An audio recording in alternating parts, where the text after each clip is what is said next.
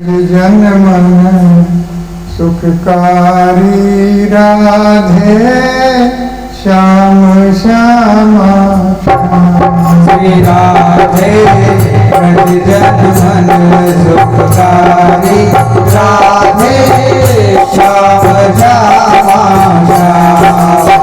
राधे जन मन सुखकारी राधे श्यामा श्री राधे ब्रज जन मन सुखकारी राधे श्याम श्यामा राधे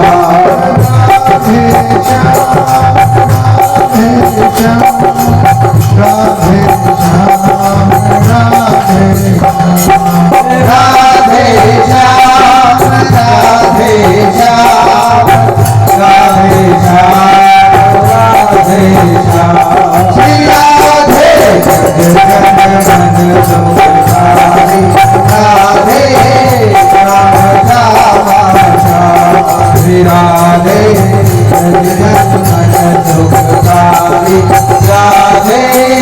राधे श्याम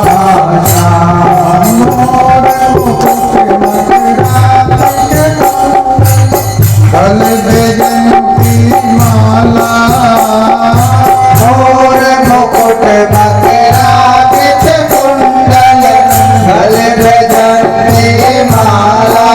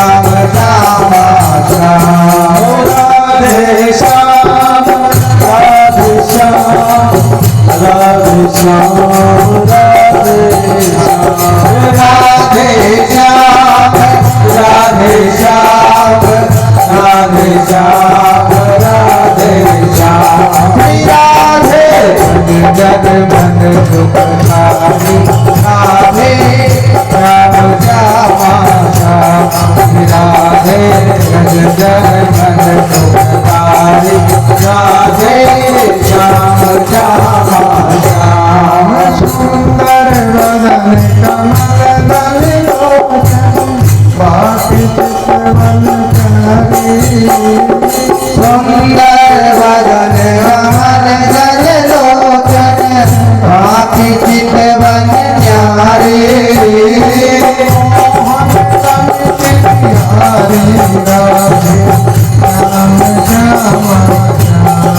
मोहन बंसी बिहारी राधे श्याम श्यामा श्री राधे जन मन सुखकारी राधे श्याम श्यामा श्री राधे ब्रज जन मन सुखकारी राधे श्याम श्यामा राधे श्याम राधे श्याम राधे श्याम राधे श्याम राधे श्याम राधे श्याम राधे श्याम राधे श्याम श्री राधे ब्रज जन मन सुखकारी राधे श्याम श्यामा श्री राधे ब्रज जन मन सुखकारी राधे श्याम श्याम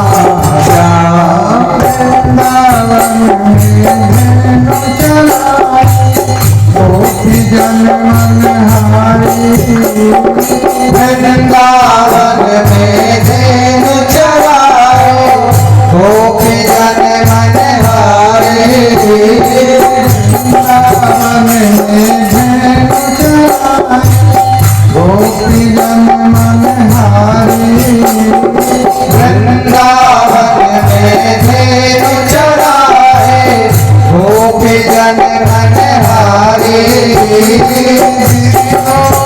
धन धारी राधे श्याम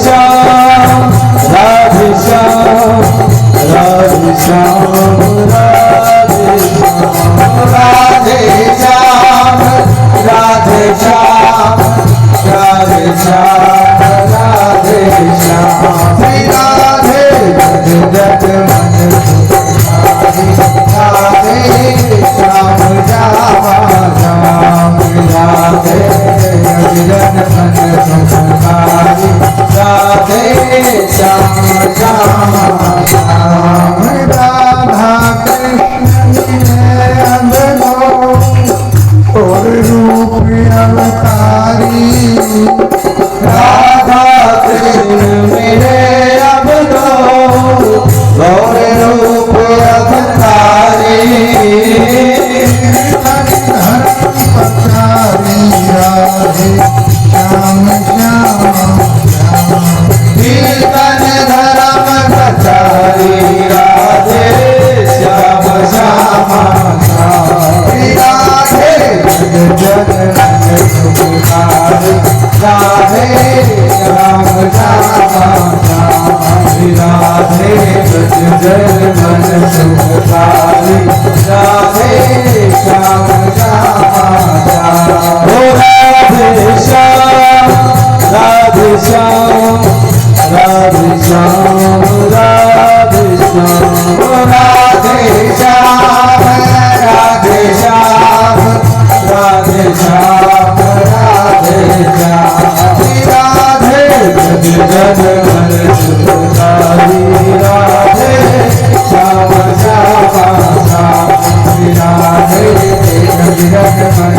सुखारी राधे श्याम श्यामा नमो ओम विष्णुपादाय कृष्णाय भूतले श्रीमते राधा गोविंद गोस्वामी नामिने नमस्ते प्रभुपाद्य देवे गौरवाणी परिचारिणे निर्विशेष शून्यवादी ग्राम्य जननिष्ठारिणे ओम अज्ञानतिमिरान्धस्य ज्ञानाञ्जनशलाकया चक्षुरुन्मीलितं येन तस्मै श्रीगुरुवे नमः श्रीचैतन्यमनोभीष्टं स्थापितं येन भूतले स्वं रूपा कदा मह्यं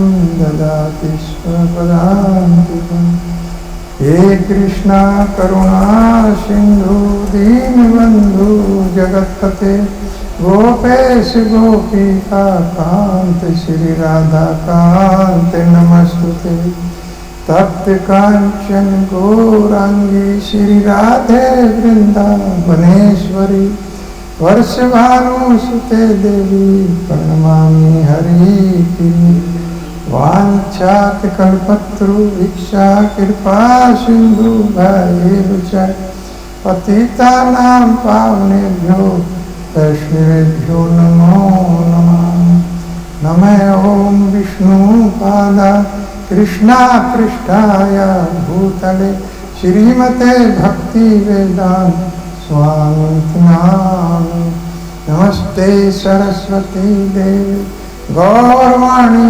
परिचारिणे निर्विशेष शून्यवादी पाश्चात्य देश तारिणे जय श्री कृष्ण चैतन्य प्रभु नित्यानंद श्री अद्वैत गदाधर श्रीवासादि गौर भक्ति वृंदा हरे कृष्णा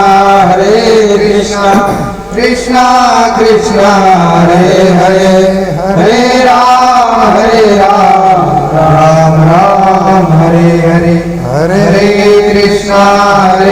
कृष्णा कृष्णा कृष्णा हरे हरे हरे राम राम राम हरे हरे हरे कृष्णा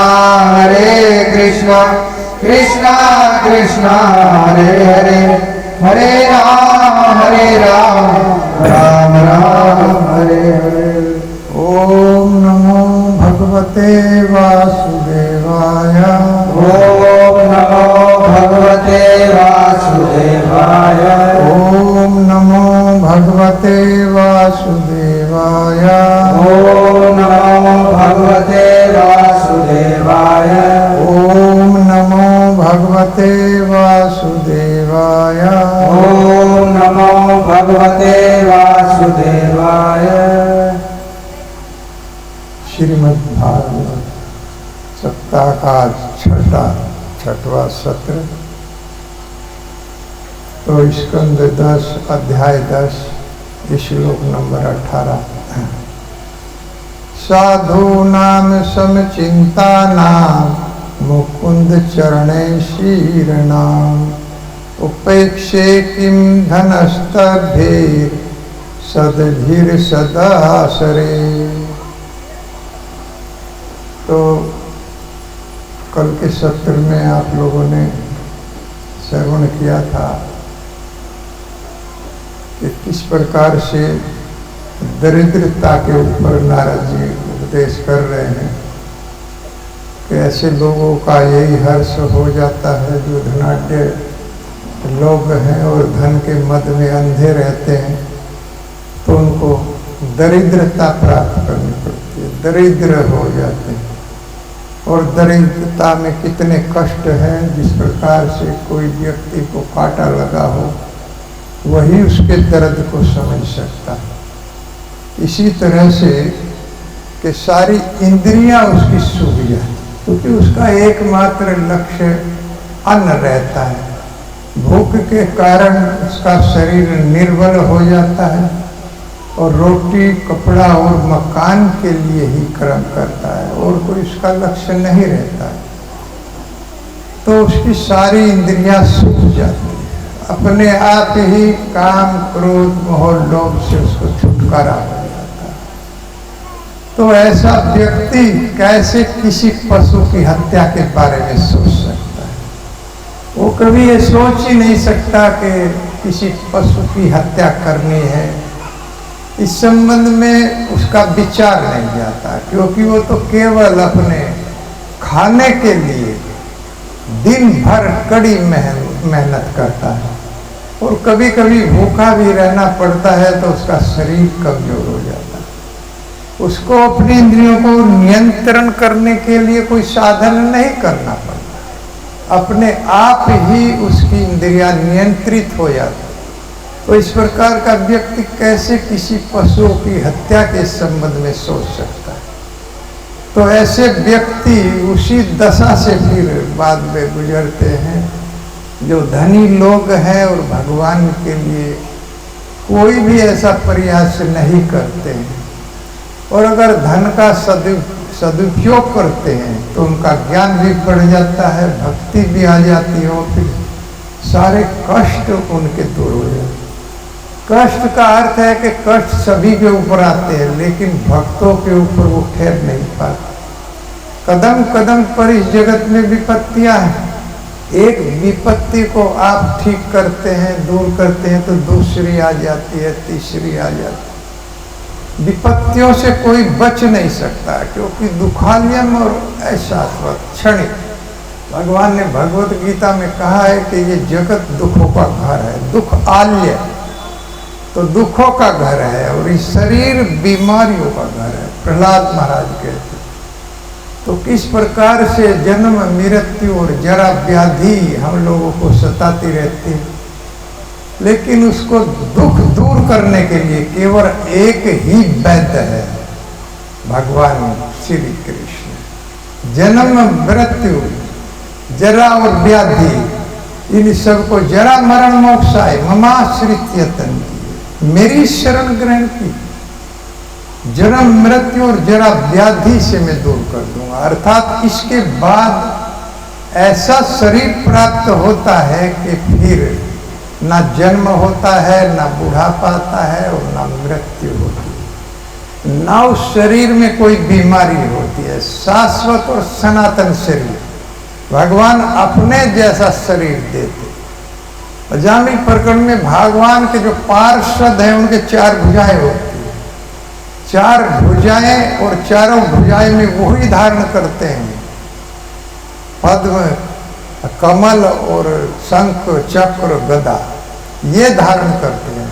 वो भी वही धारण करते, इतने ही सुंदर होते हैं, उसी प्रकार के होते हैं जिस प्रकार के भगवान। केवल एक ही वेद होता है, कौस्तुभा भरण ग्रीवम भगवान गले में कौस्तुभा मणि धारण करते और एज इट इज बिल्कुल भगवान जैसे सुंदर होते। वो चाहे तो अपने आप को भगवान घोषित कर सकते, लेकिन वो कहते हैं कि हम भी भगवान के दास हैं। और एक साधारण सा मनुष्य कुछ धन उसको मिल गया तो अपने आप को भगवान, जैसे मैं कल बता रहा था, भगवान घोषित कर देता है। धन के घमंड में, अहंकार में, लेकिन भगवान के दूत पार्षद जिनके पास सब सुविधाएं उपलब्ध है, वो अपने को भगवान का दास घोषित करते हैं। और कभी कभी इस जगत में कुछ लोग अपने आप को कुछ चमत्कार दिखा करके भगवान घोषित कर देते और हम लोग उनको मान लेते हैं भगवान, उनके पीछे पीछे चलते।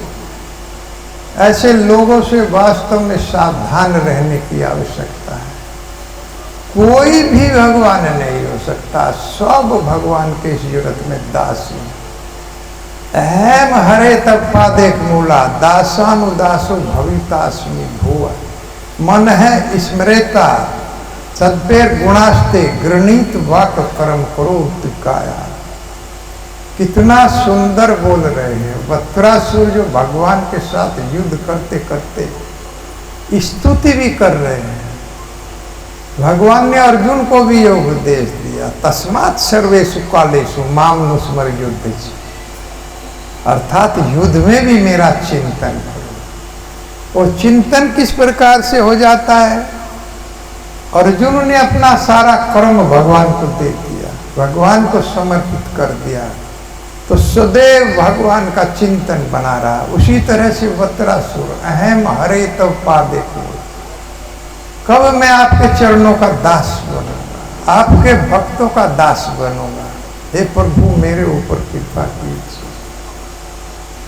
अहम हरे तव पादे बोला, दासानुदासो भवितास्मि, कब मैं दास बनूंगा, कब मेरा मन है स्मृता, कब मेरा मन आपके गुण लीलाओं का चिंतन करेगा। गृणीत वाक कर्म करो तो काया, और कब मेरी काया, ये शरीर आपके काम आएगा। वो कौन सा समय होगा जब मेरा शरीर आपको समर्पित हो जाएगा, और कब मेरी जिह्वा आपके इस नाम को गाएगी। हरे कृष्णा कृष्णा कृष्णा हरे हरे, हरे राम राम राम हरे। हे प्रभु, ऐसा कौन सा अवसर होगा? और न नागप्रष्टम ने च पारमेष्टम ने रसाधिपत्यम ने सार्वभौमम ने रसाधिपत्यम। और कब मुझे कोई इच्छा नहीं है कि मुझे स्वर्गलोक मिले या ऐश्वर्यों का लोक मिले या और कोई वैकुंठ लोक मिले, मुझे उसकी भी कोई इच्छा नहीं। न नागप्रष्टम न च पारमेष्टम न रसाधिपत्य न सार्वभौम न रसाधिपत्य। मुझे तो बस एकमात्र इच्छा है कि सदैव आपकी भक्ति, आपका चिंतन मेरे हृदय में बना रहे प्रभु। तो ऐसी ही प्रार्थना वास्तव में हम लोगों को करना चाहिए। इतना सुंदर सुंदर श्लोक है। भागवत में कहा गया कि भागवत वो ग्रंथ है जिसमें वक्रासुर का कथा है, अर्थात वक्रासुर की जो कथा और प्रार्थना है वो श्रीमद् भागवत में 4 चांद लगा रहे। कितना श्रेष्ठ भक्त होगा जो भागवत की महिमा को बढ़ा रहे।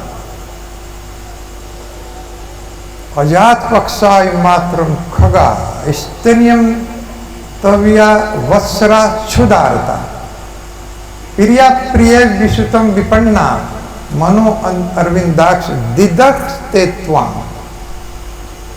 उत्कंठा व्यक्त कर रहे हैं अपने, हे प्रभु मेरे अंदर ऐसी उत्कंठा हो जिस तरह से एक पक्षी का बच्चा जिसके पंख नहीं निकले, वो पंख नहीं निकले हैं, नीचे उतरकर कोई दाना नहीं खा सकता, वो सदैव अपनी माँ का चिंतन करता रहता है। वो कब आएगी, कब मुझे खिलाएगी, कब आएगी, कब मुझे खिलाएगी। ऐसी उत्कंठा मेरे हृदय में जागृत करो कि मुझे बस आपका ही चिंतन होता रहे कि कब मैं भगवान से मिलूंगा, कब मैं ईश्वर से मिलूंगा, कब कृष्ण से मिलूंगा। यही उत्कंठा रहे। और स्तनियम यथा वत्सरा क्षुधारता, वो उत्कंठा करो कि जो गाय का बछड़ा अपनी माँ जो बाहर चरने के लिए गई हुई है, वो खूंटे पर बंधा हुआ है, वो चक्कर लगा रहा है, वो भूख का समय हो गया है, तो जो भाव उसके अंदर है कि मेरी माँ आएगी और मैं उसका दूध पीऊंगा, भूख लगी हुई है, उस तरह की उत्कंठा मेरे हृदय में प्रकट करो भगवान आपके प्रति। और प्रिया प्रिय विषतम विपन्ना, तीसरा उदाहरण दे रहे हैं कि वो प्रिया पतिव्रता स्त्री जिसका पति व्यापार करने के लिए विदेश में गया हुआ है, 2 साल हो गए, 3 साल हो गए, 5 साल हो गए, और जब उसको मालूम होता है कि आज मेरा पति आने वाला है, तो उससे मिलने की जो उत्कंठा उसके हृदय में है, हे भगवान ऐसी उत्कंठा मेरे हृदय में उत्पन्न करो। तो ऐसा भाव जीव के हृदय में होना चाहिए कि भगवान हमको मतलब जो है प्राप्त हो जाए।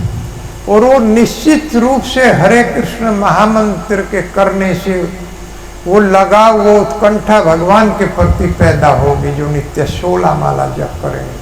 अगर होती भी नहीं है तो वो लाभ मिल जाएगा, मिलने का लाभ मिल जाएगा, क्योंकि ये नाम अपना काम कर जाएगा। इसके स्वभाव में है कि ये अपना काम जो है निश्चित करेगा।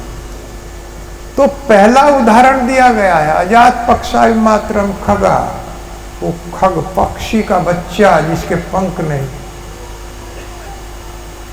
वो अपनी माता का चिंतन करता है। वो क्योंकि वो कोई दाना दुनका नहीं ले सकता, वो अपनी माता का चिंतन कर रहा है, लेकिन वो माता बाहर से खाना दे रही है ला करके, दाना अपने शरीर से बच्चे का पालन नहीं कर रही है, वो बाहर से दाना ला करके और जब बच्चे को खिलाती है। इसीलिए दूसरा उदाहरण इससे श्रेष्ठ है गाय वाला, क्योंकि गाय बछड़े को जो दूध पिलाती है वो अपने शरीर का दूध देती है, वो अपने बच्चे को अपने शरीर से पालती है। इसलिए ये उदाहरण बहुत सुंदर है।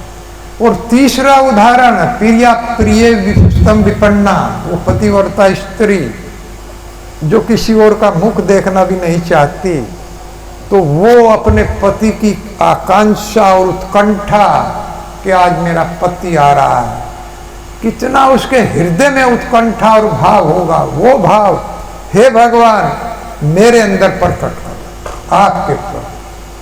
तीसरा उदाहरण सबसे श्रेष्ठ है, क्योंकि वो पतिव्रता स्त्री उसके बच्चे को अपने दूध से पालती है, अपने शरीर से उसके बच्चे को पालती है और अपने उसी शरीर से उसकी सेवा करती है। बच्चे को पालने के साथ साथ उसकी सेवा भी करती है। इसलिए ये उदाहरण सर्वश्रेष्ठ है। हे प्रभु उसी तरह की उत्कंठा मेरे हृदय में आप उत्पन्न करें। एक बार पूछा गया था कि श्रीमद् भागवत में एक भक्त थे, बोस्टन में थे वो, अमेरिका में, जब प्रभुपाद जी ने इसकी व्याख्या किया तो कहने लगे कि श्रीमद् भागवत वो ग्रंथ है जिसमें वत्रासुर की कथा है, और अगर मेरे से पूछा जाए कि भागवत में 18,000 श्लोक हैं तो सबसे सुंदर कौन सा है, तो मैं इसी श्लोक को लिखूंगा, अजात पक्षाय मात्रम खगा स्तनियम यथा वत्सरा क्षुधा, इसी को लिखूंगा। तो ऐसे ऐसे भाव हैं, ऐसे ऐसे सुंदर श्लोक हैं। तो साधु नाम समचिंता नाम मुकुंद चरणों से नाम, वो साधु सदैव सम रहता है, कोई धनी हो या कोई निर्धन हो, या कोई राजा हो या रंग हो, सबके समान समान दृष्टि से साधु देखता है और मुकुंद चरणों से नाम और मुकुंद के चरणों का सदैव चिंतन करता है। वास्तविक साधु सदैव भगवान का चिंतन करता रहेगा। आजकल साधुओं ने भी वास्तव में साधु की पहचान को खो दिया, क्योंकि साधु बहुत झूठ बोलने लगे। पहले लोग साधु से बहुत डरते थे। जब हम छोटे थे तो देखते थे अपने परिवार में कोई अगर साधु आ गया तो उसको बड़ा सम्मान दिया जाता है, घर के अंदर बैठा जाता, प्रसाद के लिए पूछा जाता। डरते थे कि साधु नाराज ना हो जाए, इसी बात से डरते थे।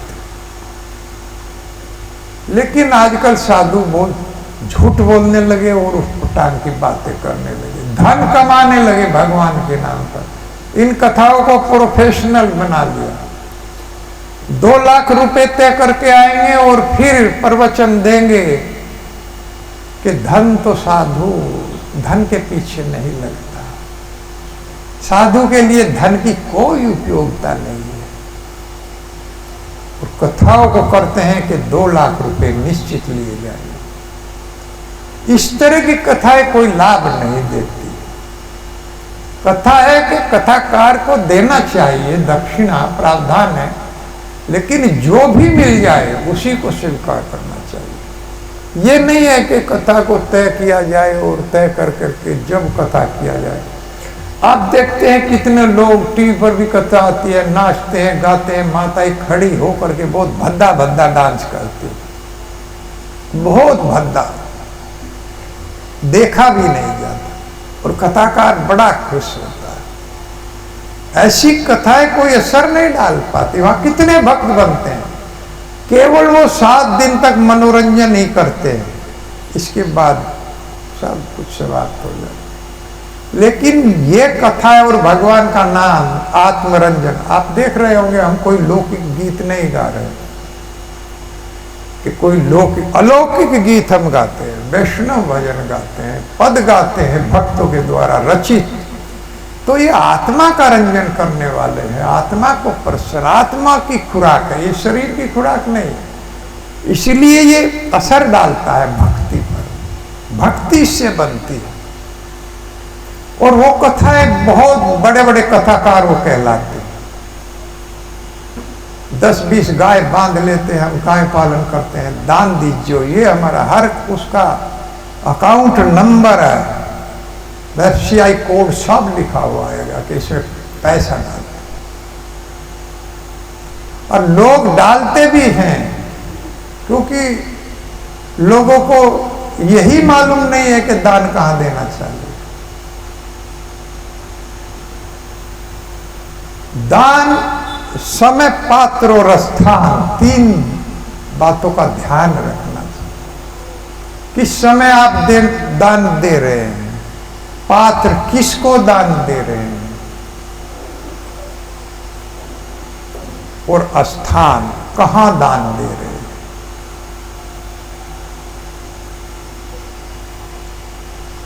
भक्तों को दान दिया जाए, किसी मंदिर के अंदर दान दिया जाए जो वास्तव में आपको लगे कि लोग प्रचार कर रहे हैं, धन का सदुपयोग कर रहे हैं, लोगों के प्रति इनका हृदय द्रवित है। तो क्या पहचान है ऐसे भक्तों की? तितिक्ष व करुण का सुहृदय सर्वदेही नाम, अजात 17वां शांता साधु भूषण। ये साधु के 6 आभूषण। वो भक्त सहनशील होता है। भगवान का भक्त जो है बहुत बड़ा बड़ा वो सहन कर लेता, बहुत बड़ा बड़ा कष्ट आता है। भक्तों के साथ भी कभी कभी ऐसी वारदात हो जाती है कि लोग मारपीट तक तैयार हो जाते हैं। वैष्णव के ऊपर, प्रभुपाद जी के ऊपर बहुत बड़ी बड़ी विपत्ति आई, तो वो सहनशील होता है, करुणा का दयालु होता है, सुहृदय सर्वदेही नाम, और सारे देहधारी जीवों के कल्याण के लिए लगा रहता है। अर्थात इनमें भी मनुष्य, अधिकतर मनुष्य, अजात 17वां, उसका कोई शत्रु नहीं होता। अर्थात वो अंदर के शत्रुओं को मार लेता है, तो बाहर का शत्रु नहीं दिखता। दसों दिशाओं में उसका कोई शत्रु नहीं होता है। और शांता साध्वा साधु भूषण, ये 6 साधु के भूषण है कि वो प्रशांत आत्मा होता है, सदैव शांत रहता है, सरल रहता है। नव सरल सब सन छल हीना, नव सरल सब सन छल हीना, भरोसे दिए हरस न दीना, मम भरोसे दिए हरस न दीना, भरोसे दिए हरस न दीना, मम भरोसे दिए हरस न दीना। नव महु एक कहूँ जिनके होई, नव मनु एक जिनके होई, नारी पुरुष से चराचर कोई, नारी पुरुष सचराचर होई।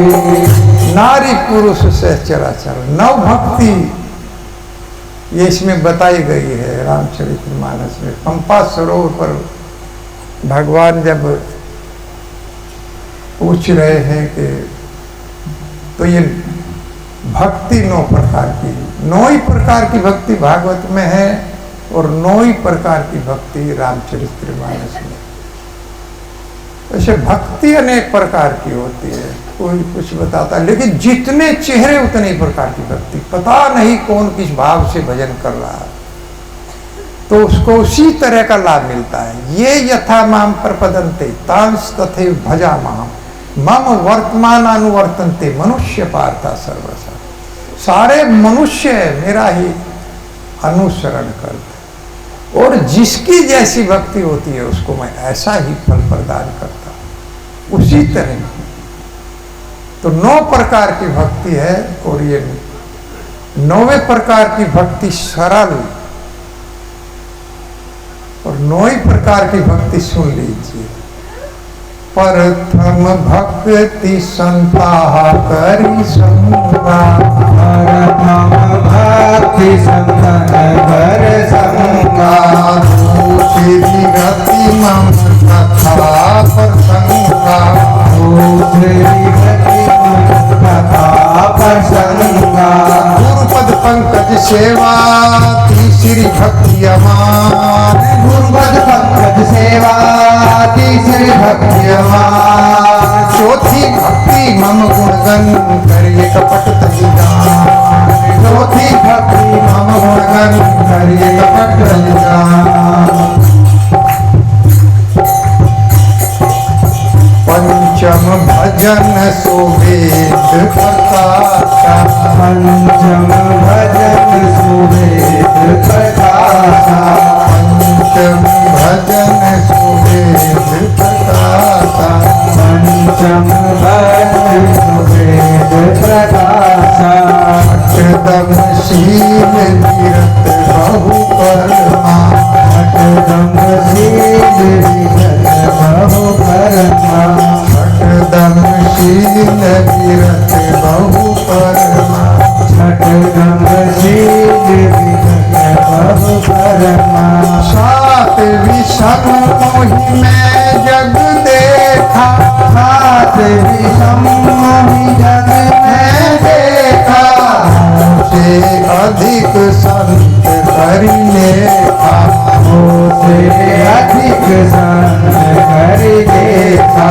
आठवीं जथा लाभ संतोष, आठवीं जथा लाभ संतोष, सपने हूँ नहीं देखा पर दोषा, सपने हूँ नहीं देखा पर दोषा, नवम सरल सब सन छल हीना, नवम सरल सन सन छल हीना, मम भरोसे लिए हरस न दीना, मम भरोसे लिए हरस न दीना, नव महु एक कहूँ जिनके हो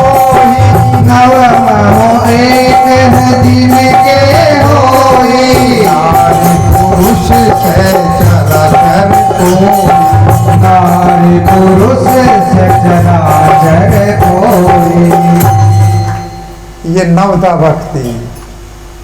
तो इनमें से आखिर में बता रहे कि अगर सब तो कोई कर रहा है तो उसका तो कहना ही क्या, एक भी अगर कोई कर लेता है तो वो नारी हो या पुरुष हो या चर हो या अचर हो, भवसागर से पार हो जाए। एक भी व्यक्ति अगर वो कर ले तो सरल स्वभाव। एक बार की बात है कि एक महात्मा लोग सुनाया करते हैं सरल स्वभाव। एक अढ़ैया नाम का भक्त था।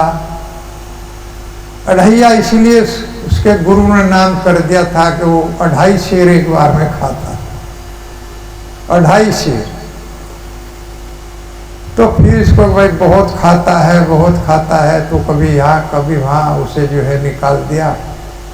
तो एक जगह वो बैठा हुआ था, एक राम भक्त थे, मंदिर चलाते थे, गुरु के पद पर थे। तो उन्होंने पूछा, बेटा क्यों रो रहे हो? कि महाराज मेरी खुराक थोड़ा ज़्यादा है, इसलिए मुझे कोई रखता नहीं कि हम रखे। भगवान के दरबार में कोई खाने की कमी थोड़ा ही, खाने को बहुत कुछ मिलता है भगवान के दरबार में। जिसने ये मुंह बनाया है उसे कभी कोई कमी नहीं आती, उसकी व्यवस्था पहले किया। माताओं के गर्भ में बच्चा बाहर आने से पहले स्तनों में दूध आ जाता है, अर्थात बच्चे के आने से पहले उसके खाने की व्यवस्था भगवान बना देते। तो खाने की कोई कमी नहीं है, इसलिए तुम मेरे साथ चलो। वो लेकर के अपने मंदिर में आ गए और उनसे कहा कि कोई कमी नहीं है, जितना चाहो उतना खाओ। तो खाते रहे तो एकादशी का दिन आ गया। अब एकादशी में भक्त लोग जो है अनाज नहीं खाते, अन्न वगैरह नहीं खाते, केवल दूध घी फल फ्रूट ये खाते हैं। तो उसने कहा, महाराज खाना क्या? आज तो खाना नहीं मिलेगा, आज तो एकादशी। कि महाराज मैं तो रह नहीं सकता खाए बिना। कुछ लोग कहते, हम कहते एकादशी व्रत दिन। एक व्यक्ति से मेरे मधुबन कह रहे थे, हमारे घर पर ही बैठा हुआ था, कि एकादशी व्रत रखो।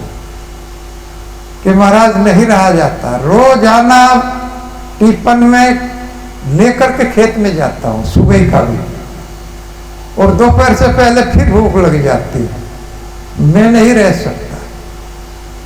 तो इसी तरह से कुछ लोग कहते हैं कि भूखा नहीं रहा जाता, लेकिन तब दरिद्र हो जाएंगे तब भूखा रहना पड़ेगा, शरीर कमजोर हो जाएगा, सारी इंद्रियां सूख जाएंगी। आप किसी दरिद्र से पूछ करके, कभी कभी तो भूखा ही सोना पड़ता है। तो उस समय क्या होगा? ऐसे घर में जन्म हो जाएगा। इसलिए एकादशी तो सब व्रतों का राजा है, इसको रख लिया तो सारे व्रत पूर्ण हो गए।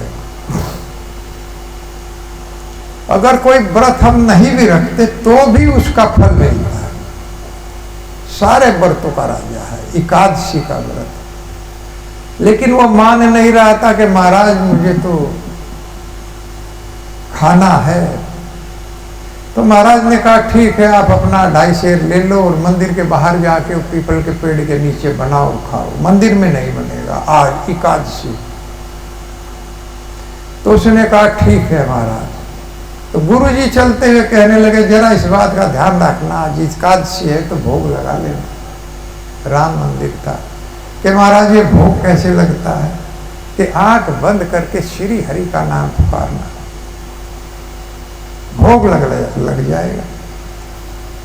अब वो सरल भक्त था तो अपना गया, प्रसाद बनाया बड़े प्रेम से, और जब तैयार हो गया तो उस समय आंख बंद करके भोग लगाने लगा। और महाराज ने ये भी कहा था कि तुम चिंता ना करो, क्योंकि वो कहने लगा कि भोग में लगा दूंगा तो इसको तो खा जाएंगे भगवान, फिर मैं क्या खाऊंगा? कि नहीं, भगवान नहीं खाएंगे, खाना तो नहीं पड़ेगा। ये तो भाव है, भाव के साथ में भोग लगाना है कि भगवान को अंदर से पुकारना, भगवान को।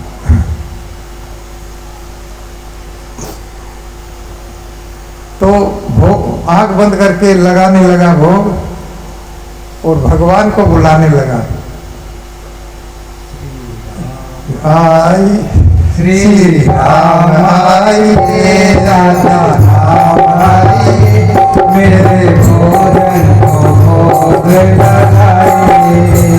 श्री राम आइए, राजा राम आइए, मेरे भोजन को भोग लगाइए। श्री राम आइए, राजा राम आइए, मेरे भोजन को भोग लगाइए। तो इस तरह से भोग लगा रहा था बड़ा प्रेम के साथ में। तो उधर भगवान जो थे, जब भगवान को पुकारा जाता है तो फटाफट तैयार हो रहे थे। तो माता सीता कहने लगी बहुत जल्दी है कि बस छेड़ो ना, एक भक्त है, बहुत सीरियस भक्त है, मुझे अभी जाना पड़ेगा। और माता की कुछ सुनी नहीं, दौड़ करके भगवान आ गए। और जब उसने आँख खोली तो देखा कि भगवान खाने लग रहे हैं। भगवान खाने लग रहे हैं और देख करके वो हतप्रत हो गया। अरे गुरुजी ने तो ये बताया था कि भगवान आएंगे नहीं, लेकिन ये तो खा रहे हैं। अब भगवान खा के चले गए, भगवान को प्रणाम किया और वो उधर गुस्से में मंदिर में आया और गुरुजी से बोला, गुरुजी आप तो कह रहे थे भगवान आएंगे नहीं, मैं तो भूखा ही। सब भगवान खा गए भोग लगाते, आपने मेरे से झूठ बोला। तो गुरुजी ने सोचा रे कहाँ भगवान आते हैं, कोई और खा गया होगा, साथी खा गया होगा इसका, चलो कोई बात नहीं। गुरु महाराज ने अवॉइड कर दिया। तो 15 दिन बाद फिर दूसरी एकादशी आ गई। फिर कहने लगा महाराज जी मैं तो भूखा नहीं रहूंगा, मैं तो अपना बनाऊंगा। कि ठीक है 2.5 शेर अपना लेकर के बना लूं। कि 2.5 शेर नहीं, वो भी आएगा। आज 5 शेर चाहिएगा डबल, क्योंकि वो तो आएगा। आपने तो देखा। तो अब उसको 5 शेर दे दिया। चलो भाई कोई इसका साथी आता होगा, 5 शेर ले जाओ। वो ले जा करके उसने बड़े प्रेम से बनाया, भगवान के लिए भी बनाया और अपने उस दिन की उसकी एकादशी पूरी हो गई। उस दिन का उसने और भोजन नहीं खाया, तो एक एकादशी पूरी हो गई। तब दूसरी एकादशी में 5 शेर बना करके बैठ गया और वही जो गुरु ने बताया था उसी भाव के साथ में भोग लगाने लगा। श्री राम आइए, राजा राम आइए, मेरे भोजन का भोग लगाइए। श्री राम आइए, राजा राम आइए, मेरे भोजन का भोग लगाइए। श्री राम आइए, राजा राम आइए, मेरे भोजन को भोग लगाइए। श्री राम आइए, राजा राम आइए, मेरे भोजन को भोग लगाइए। मेरे भोजन को भोग लगाइए। ओ मेरे भोजन को भोग लगाइए। मेरे भोजन को भोग लगाइए। ओ मेरे भोजन को भोग लगाइए। भोग लगा रहा था और उधर भगवान तैयार हो रहे थे। तो माता सीता कहने लगी कि उस दिन तो आप निकल गए थे, जब इतना अच्छा भक्त है तो हमें भी लेके चलो। उसने कहा ठीक है, आज 2 का इंतजाम उसने कर रखा। चलो आज तुम्हारा भी, तुम भी प्रसाद खाना उस भक्त के हाथ का बना हुआ। देखो किस तरह का सुंदर प्रसाद बना। अब भगवान तो भिल्ली के झूठे बेर भी खा करके बहुत सुंदर तृप्त हो जाते। तो जब भक्त अर्पित करता है तो वो तृप्त हो ही जाता। तो कहने लगे चलो, तो माता सीता भी तैयार हो गई और दोनों जो है तैयार हो करके, और जैसे ही वो आंख बंद करके लग रहा था तो दोनों अपना जो है 2 थाली उसने लगाई थी, एक अपनी एक भगवान की, और एक में माता सीता लग गई और एक में भगवान राम लग गए। दोनों खाना खाने लग रहे हैं। उसने आंख खोली तो कि दोनों लगे हैं। अरे भाई आज भी भूखा रहना पड़ेगा। उसने फिर दोनों को प्रणाम किया और महाराज पे बहुत गुस्सा हुआ और गया मंदिर। उधर भगवान अपना चले गए प्रसाद लेके और महाराज से कहने लगा, महाराज आज फिर मैं भूखा रह गया हूँ। क्यों? कि आज वो दोनों आ गए, एक और को लिया था साथ में, उस अपनी पत्नी को भी लिया। अच्छा, सोचा भाई कोई पता नहीं इसके साथी होंगे, कोई अपनी घरवाली को लेके आया होगा तो प्रसाद खा लिया। तो ठीक है, कोई बात नहीं, आज एकादशी का ये भी व्रत तुम्हारा पूरा होगा। तो दूसरी भी एकादशी पूरी हो। तो फिर तीसरी एकादशी आ गई। तो तीसरी एकादशी में महाराज जी ने कहा ठीक है आज दोनों का ले जाओ।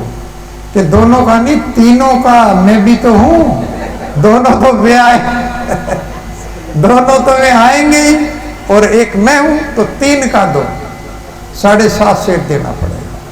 तो 7.5 सेर लेके गया और वहां पीपल के नीचे बड़े प्रेम के साथ में भोग बनाया और भोग बना करके दोनों को पुकारने लगा, श्री राम आइए, श्री राम आइए, मेरे भोजन को लगाइए। श्री राम आइए, सीता राम आइए, मेरे भोजन भोग लगाइए। सीता राम आइए, सीता राम आइए, मेरे भोजन भोग लगाइए। सीता राम आइए, श्री राम आइए, मेरे भोजन भोग लगाइए। मेरे भोजन का भोग लगाइए। मेरे भोजन का भोग लगाइए। मेरे भोजन का भोग लगाइए। ओ मेरे भोजन का भोग लगाइए। राम आइए, श्री राम आइए, मेरे भोजन का भोग लगाइए। तो भोजन को उधर भोग लग रहा था, उधर भगवान राम और सीता जी फटाफट तैयार हो रहे थे। तो लक्ष्मण जी आ गए, कहने लगे भैया कहाँ, बहुत जल्दी में हो, माता को भी साथ ले रहे हो? कि हाँ, एक भक्त है बहुत सुंदर प्रसाद बनाता है, तो क्या हमको नहीं ले चलो? कि ठीक है, 3 थाली आज लगाई उसने, चलो तुम भी, तुम्हारा भी काम बन जाएगा। और लक्ष्मण जी को भी साथ लेकर के तीनों, और जैसे उसने आंख खोली तो तीनों को देखा कि तीनों थाली पर लगे हुए, प्रसाद आज भी नहीं मिला है। फिर गया गुस्से में, महाराज जी आज एक और को लिए हुए थे। ये बोलता क्या है, क्या कि हर बार ये कहता है कि आज एक और बढ़ गया, कहीं इसकी खुराक तो नहीं बढ़ गई ये क्या बढ़ गया, इसकी खुराक बढ़ गई, सब खा लेता है, आके कहता है कि आज आ गए, तो इसको देखना पड़ेगा। तो अगली दफा कहने लगा, महाराज अब की बार अगली एकादशी आ गई, अब के 10 सेर चाहिएगा। कि 10 सेर? कि ठीक है, मंदिर में कोई कमी नहीं है, 10 सेर ले जाओ। लेकिन गुरु जो है देखा कि ये क्या करता है, गुरु सचेत हो गया, 10 सेर जैसे ही लेकर गया और प्रसाद बनाया।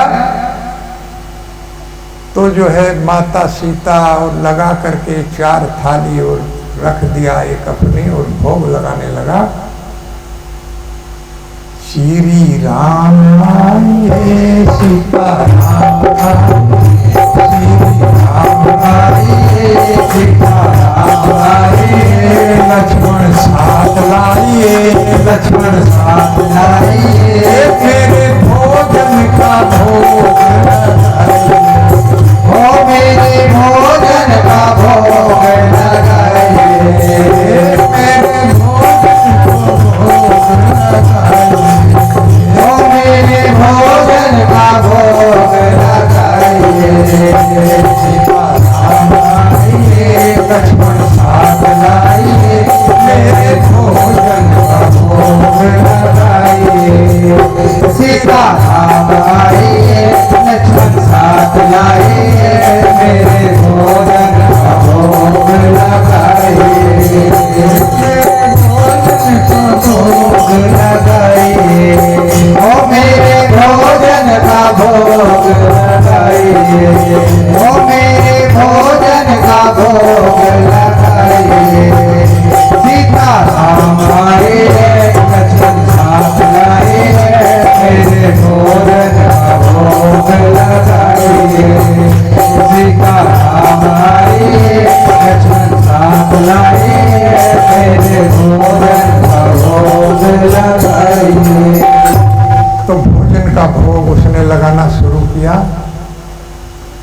और उधर 3 तो आ ही रहे थे, हनुमान जी भी, कि आज हे स्वामी हमको भी लेकर के चलिए, हमने सुना है बहुत सुंदर प्रसाद बनाता है आपका भक्त, क्योंकि चर्चाएं हनुमान तक भी पहुंच गई थी। तो हनुमान जी भी तैयार हो गए और उधर गुरु देखने के लिए आ गया कि ये करता क्या है। गुरु छिप करके एक झाड़ी में बैठ गया कि देखो कौन खाता है। अब गुरु जी उधर देख रहे थे और उधर जैसे उसने आंख खोली तो देखा कि थाली खाली थी। उस दिन उसने बनाया नहीं कि रोजाना के आज जरूर एक और ज्यादा आएगा। तो उसने अढ़ैया ने बनाया ही नहीं भोजन, और गुरु झाड़ी में बैठ करके देख रहा था कि करता क्या।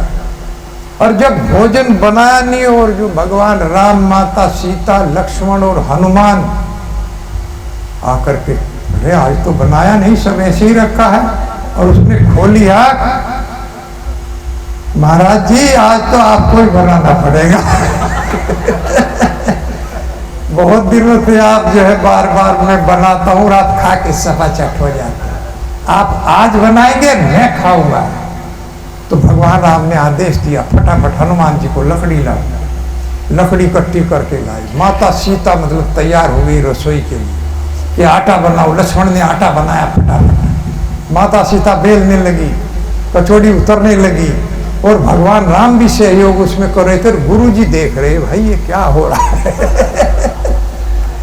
गुरु जी देख रहे थे तो उन्होंने सबने बनाया और भगवान राम ने थाली सजाई, माता ने बनाई, लक्ष्मण जी ने आटा बनाया और हनुमान जी लकड़ी लाए और भगवान राम ने उसके लिए थाली सजाई। उस सरल भक्त के थाली सजाई और उसने प्रेम से बैठ करके भोजन किया। तो गुरु देख रहे थे, गुरु देख करके मूर्छित हो गए, अरे ये क्या हो रहा है, ये तो साक्षात भगवान पूरी टीम के साथ आ रहे हैं। और दौड़ करके मंदिर में जाके छुप गए गुरु जी, और अढ़ैया जाकर के कहने लगा, गुरु जी आज मैंने उन सबको चकमा दे दिया, सबने खाना बनाया और मैं खा करके आ रहा हूं। अब गुरुजी ने तो देख लिया, अरे भाई गुरुजी मैं नहीं, गुरुजी आप हो। गुरुजी चरणों में गिर गया। शिष्य के कभी कभी ऐसे भी शिष्य होते वास्तव में, जो भगवान की इतनी भक्ति कर लेते हैं कि गुरु से ऊपर निकल जाते। वैसे गुरु से ऊपर नहीं निकल सकते, कभी भी गुरु से ऊपर निकला नहीं जा सकता, लेकिन गुरु की कृपा से उन्हें वो भक्ति प्राप्त हो जाती है, ऐसी दिव्य भक्ति प्राप्त हो जाती है। तो इस तरह का सरल स्वभाव का भक्त होता है, तितिक्षुआ, सहनशील, करुण का, दयालु। जो भगवान में गुण होते हैं वही उसमें गुण चले जाते। जैसे पिताजी के जो गुण होते हैं वो बच्चे में कुछ ना कुछ जरूर आते हैं, माता पिता। उसी तरह से जब भक्ति करने लगता है तो गुरु का भी गुण आ जाता है और भगवान का भी गुण आ जाता है। तो इस तरह से वो दयालु बन जाता है। सुहृद सर्वदेहिना, भगवान क्या है, सर्वभूताना, सुहृद सर्वभूताना। और भक्त बन जाता है सुहृद सर्वदेहिना, भोक्तारम यज्ञ सर्वलोक महेश। सुहृद सर्वभूताना ज्ञात्वा मां शांति इच्छति, उसी को शांति प्राप्त होगी वास्तव में जो भगवान को इस रूप में देखता है कि भगवान भोक्ता है और हम उसकी जगह भोक्ता बन बैठते हैं, स्वामी बन बैठते हैं। एकमात्र श्री भगवान भोक्ता है और सब उनके दास हैं इस जगत में। इसी भाव से यही भाव रखना चाहिए कि जीवेर है स्वरूप कृष्णेर नित्य दास। तो तदा अहम मत्योर माधवा वारुण्याश्री मदांध्यो तमो मदम हरिष्यामि स्त्रेर योर्जितात मनो। आगे कह रहे हैं, ये तो बहुत बड़ा श्लोक, बहुत ज्यादा है, इसलिए मैं थोड़ा थोड़ा ही बोल पाऊंगा। नहीं तो इसी श्लोक में सत्संग छाड़ी के नु असत विलास ते कारिणी लागिले कर्म बंध पास। जब सत्संग छोड़ देता है जीव असत का संग करता है, इसी श्लोक में नारद जी कह रहे हैं कि वो उपेक्षा कर देता है, वो धन के मद में उपेक्षा कर देता है साधु की और असत आश्रित हो जाता है। ऐसे लोगों के आश्रित हो जाता है जो शराब जुआ आदि खेलते हैं, वो धनाढ्य व्यक्ति उनकी शरण में चला जाता है, भगवान की शरण में वो नहीं जाता है। तो सत्संग छाड़ी केनु असत विलास, जैसे ही सत्संग छूटता है असत का संग होता है, कारण लागे कर्म बंध पास, वो अपने ही कर्मों में बंध जाता है। जो भी करता है उसी के कर्म उसको बांध लेते, बंधन में डाल देते। जैसे देह यज्ञो अजीत श्रवण को नेच्छन कर्माणि कार्यते कोशाकार इवात्मान मानम, कोशाकार इवात्मान नेच्छ से कर्म सोयते। जिस प्रकार से देह अभिमानी व्यक्ति अज्ञ कहा गया है, इसमें हम लोग अज्ञ अल्पज्ञ कहा गया है, फिर बिल्कुल अज्ञ अर्थात कुछ नहीं जानते। देहधारी जीव को अगर पूछा जाए कि 2 दिन पहले क्या खाया था, वो नहीं बता सकता कि 2 दिन पहले मैंने क्या खाया था। माता नहीं बता सकती कि 2-3 दिन पहले किस समय मैंने कौन सी सब्जी बनाई।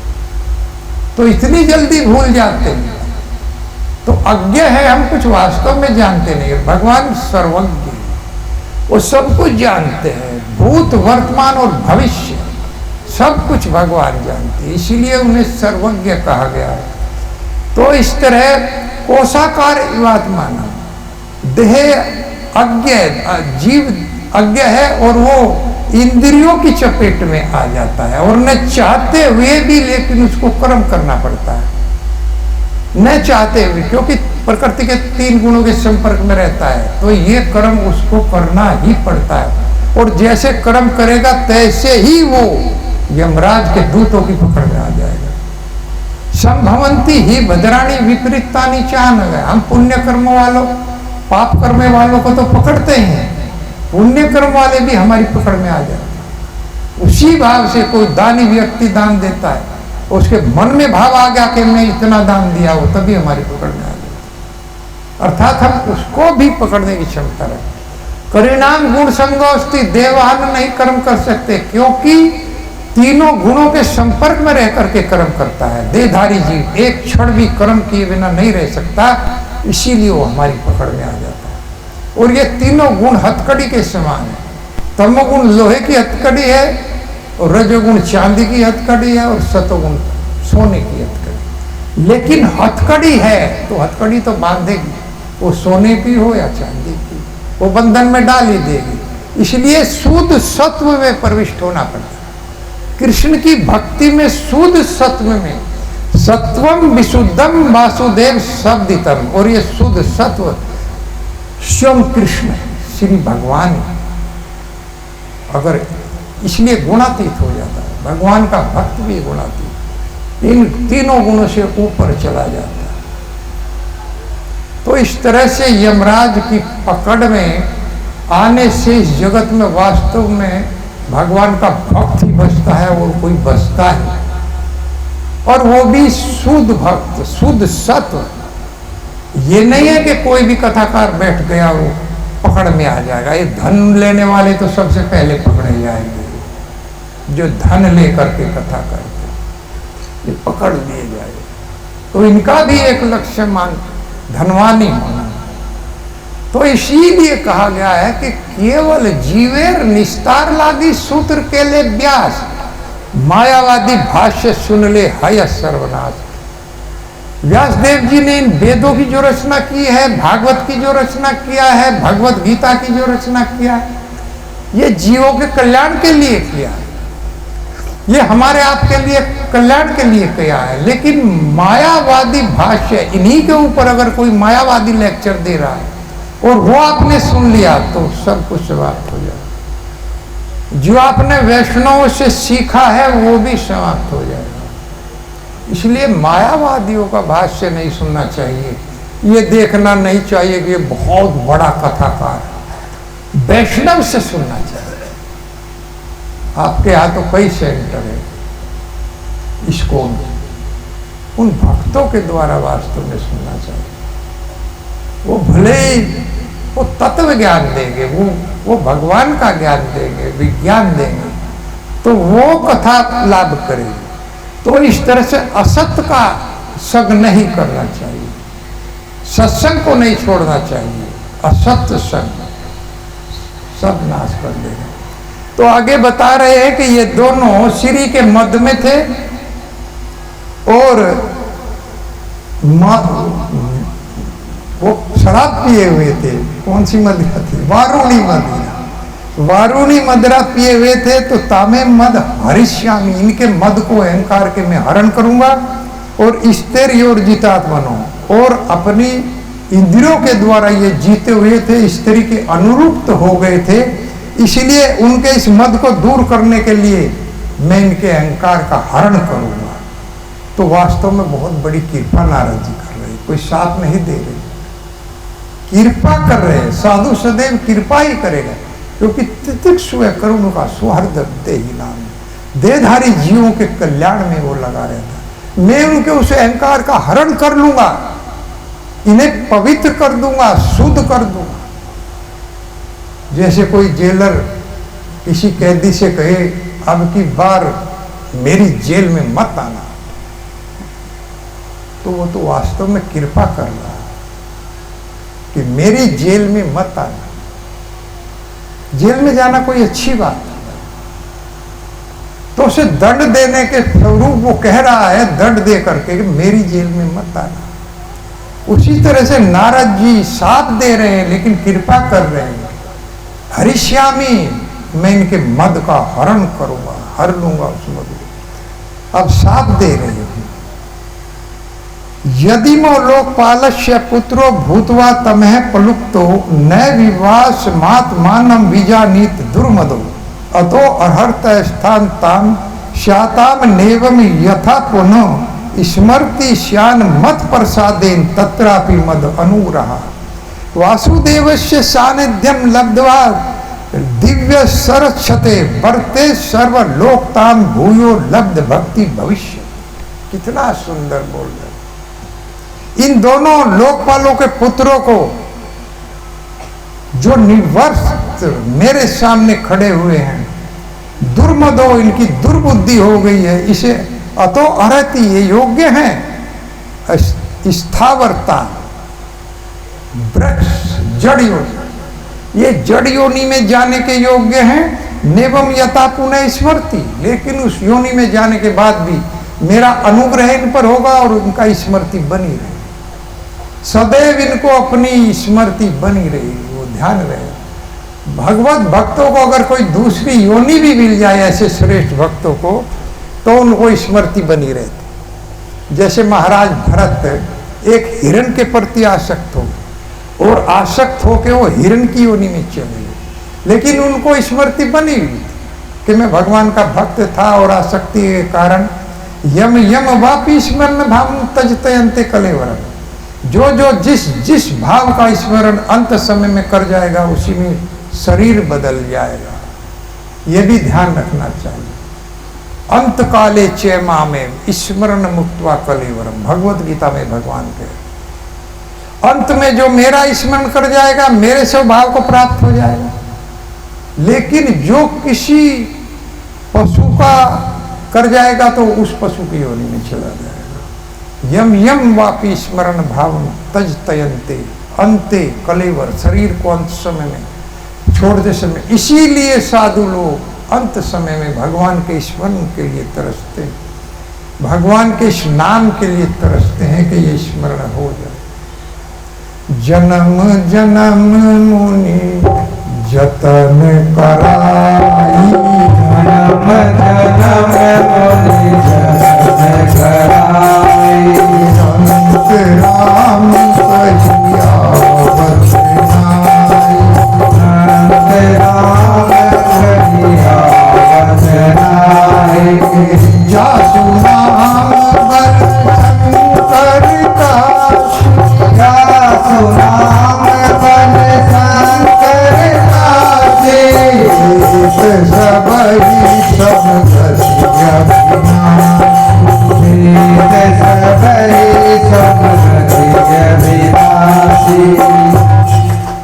समय में भगवान का नाम स्मरण नहीं आता। लेकिन अजामिल जैसे कि स्मरण तो नहीं आया, उसने अपने पुत्र को बुलाया था। देखो भगवान उसी से प्रसन्न हुए। बहुत ही दयालु है भगवान, बहाना चाहते हैं। क्या वो जानते नहीं थे कि अजामिल ने अपने पुत्र को बुलाया है? अपने पुत्र का नाम नारायण रखा था तो अपने पुत्र को बुला रहे थे, नारायण नारायण, क्योंकि यम के दूतों को देख करके वो घबरा गया था कि निश्चित रूप से मेरे पुत्र पर हमला न कर। इसलिए उसने अपने पुत्र को बुलाया। भगवान नहीं जानते थे क्या? ये जानते थे, लेकिन एक बहाना ढूंढते हैं भगवान अपने भक्तों का उद्धार करने के लिए। विकर्ष तो अंतर हृदय दासीपति मजा मिला, यम परेशान विष्णु दूता वर्यामासुरो। जैसे ही वो अजामिल को यम के दूत पकड़ करके खींच रहे थे और उसने नारायण शब्द पुकारा, तो उसी समय भगवान के दूत प्रकट हो गए और वर्यामासुरोसा और ओजस्वी भाषण, वर्याम वीराम अर्थात रुको, आवाज लगाई, ए रुको। इतनी वाणी में ओजस्व था कि वो घबरा गई यम के दूत। अरे कोई ऐसे कैसे हमको रोक सकता है? हम यम के दूत, हमें कौन रोक सकता है? हमको तो देख करके ही बेहोश हो जाता है व्यक्ति।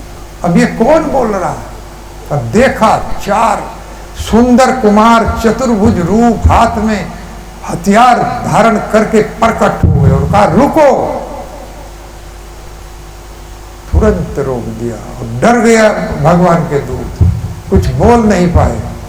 यम परेशान विष्णु दूता वर्यामासुरो। देखिएगा इस तरह से भगवान के दूत आए। और अजामिल ने केवल इसको कहते हैं नाम आभास, नाम नहीं लिया, नाम का आभास मात्र किया, केवल नारायण पुकारा। क्योंकि नारायण भगवान का नाम है, किसी व्यक्ति का नाम नहीं है।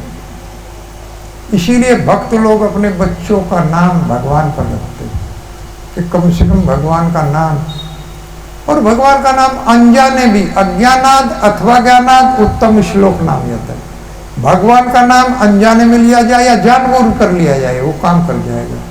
जैसे औषधि अगर किसी बच्चे को आप देते हैं, वो उसके गुण को नहीं जानता, वो लेता नहीं है। माता फिर भी उसे प्रयास करती है, कुछ मीठा खिलाती है, बेटा ले ले ले ले, वो गुण को जानती है, इसलिए वो दवाई को देगी कि बच्चा दवाई ले लेगा तो ठीक हो। लेकिन बच्चा नहीं जानता, इसलिए वो आनाकानी करता। ये भगवान का नाम इसी तरह से, इसको गुण को अगर हम जाने ना जाने, अज्ञानाद अथवा ज्ञानाद उत्तम श्लोक नाम, अनजाने में या जानबूझकर। जैसे अग्नि अगर कोई बच्चा लगा दे अनजाने में, तब भी जला के राख कर देगी, और कोई जानबूझकर लगाए तब भी जला के राख कर देगी। उसके स्वभाव में है जलाना, तो वो जला देगी। इसी तरह से ये भगवान का नाम अगर हम उच्चारण करते हैं तो ये अपना काम कर जाएगा, चाहे कोई इसे जान करके ले, चाहे कोई अनजान में ले। हरे कृष्णा कृष्णा कृष्णा हरे हरे, हरे राम राम राम हरे। उस भगवान को मुझे एक पद याद आ रहा है, मैं सुना तो। और कल भी मैंने जो बताया उसका हिंदी अनुवाद आपको लोगों को नहीं समझाया था, बंगला में वो गीत है। और ये तो पद है कि भगवान किस तरह से वास्तव में ब्रज मंडल की जो है महिमा को प्रदर्शित करते हैं। अब मथुरा चले गए, द्वारकाधीश बन गए, तो भी नहीं बोल पाए, ब्रज में नहीं बोल पाए। गोकुल के साथ जो गोपियों के साथ खेला है, माखन खाया, वो नहीं बोल पाए। गोकुल की गैल गैल गैल गैल ग्वालन की, गोरस के काज लाज बस के बहाई हो। गैल गैल ग्वालन की, गोरस के काज लाज बस के बहाई हो। रचना कर बिछाई भोग वाले को, रचना कर बिछाई भोग वाले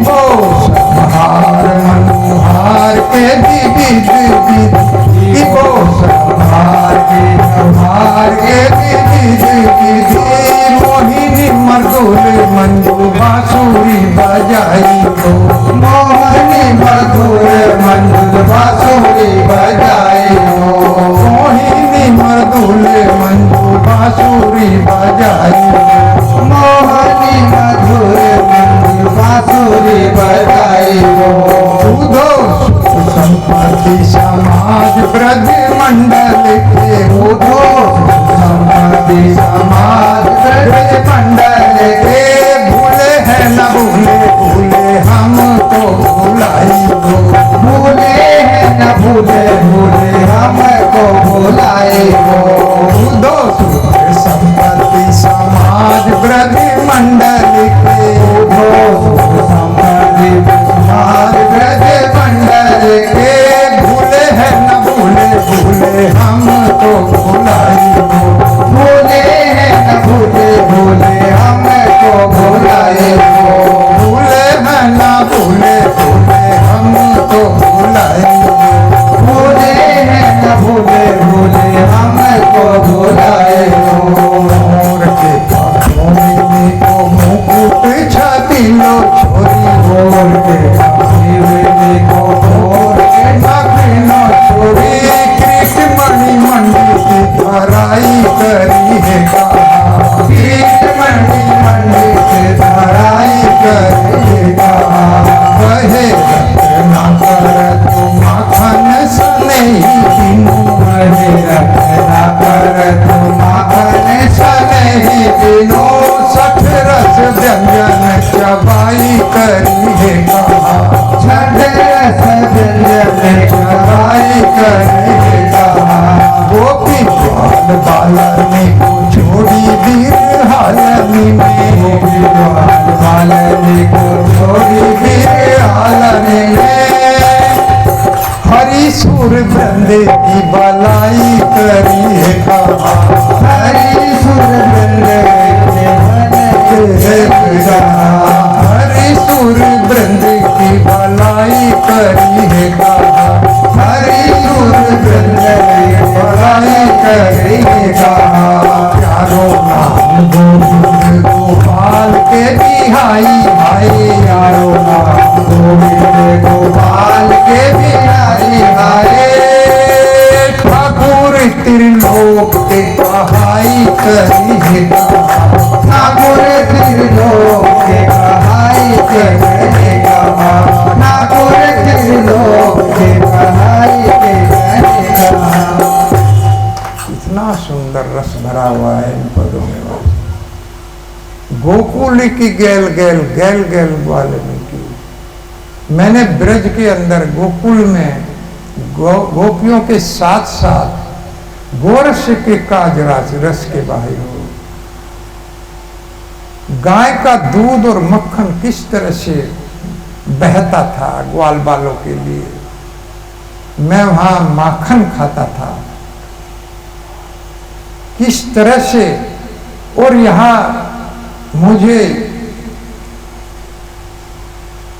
षड्रस व्यंजन चबाई करे। अब मुझे द्वारका में 6 प्रकार का भोजन दिया जाता है, लेकिन वो मुझे चबाना पड़ता है। मुझे माखन मिश्री दूध खाने को मिलता था, वो चबाना नहीं। यहाँ मुझे बहुत बहुत व्यंजन दिए जाते हैं, लेकिन वो मैं चबा रहा हूँ, ये मुझे अच्छा नहीं लगता। गोपी ग्वाल बालनी को छोड़ी भी रहा नहीं, और मधुर बांसुरी उधर जो मैं बजाता था, बड़ा शर्म परिहार, और वन में गिरी गोवर्धन पर गोपियों के साथ बांसुरी बजती थी तो सब वहां आ जाता था। सभी गोपियां बांसुरी की आवाज, सारी गाय बांसुरी की आवाज सुन करके वहां आ जाती थी। कितना अच्छा लगता था गोवर्धन के ऊपर, कुंज में, वन में, महावन, मधुवन, उनमें जब बांसुरी बजती थी, मृदुल मंजूरी बांसुरी, मोहिनी वो बांसुरी थी।